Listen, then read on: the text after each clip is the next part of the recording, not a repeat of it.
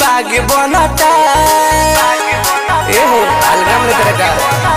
केहू आग बनता केहू बाज बनता चौहान से कौवा डांगा बाज बनता चौहान से कौवा डांगा बाज बनता केहू चील बनता केहू बाज बनता चौहान से कौवा डांगा बाज बनता चौहान से कौवा डांगा बाज बनता हल्का में मत लिए बेटा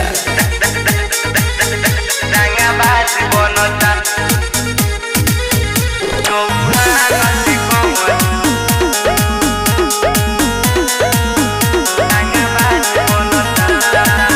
लेके उदुनाली हो बनता बाबाली हो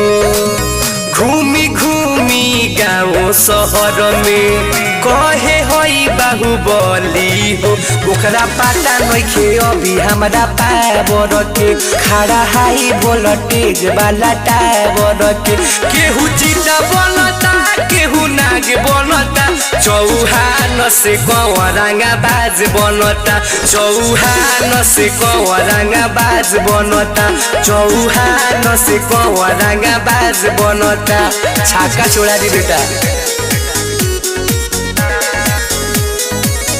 डांगा बाज बनता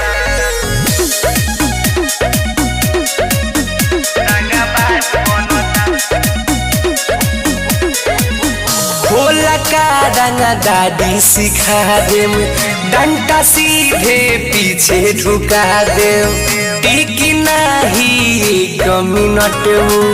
एक अंगुरी पर नचा देम आशिक बादल के जहिया शिकार हो जाई सीना वही दिन पूरा बरियार हो जाई केहू राज बनता महाराज बनता चौहान जी से कौवा डांगा बाज बनता चौहान से कौवा डांगा बाज बनता चौहान से कौवा डांगा बाज बनता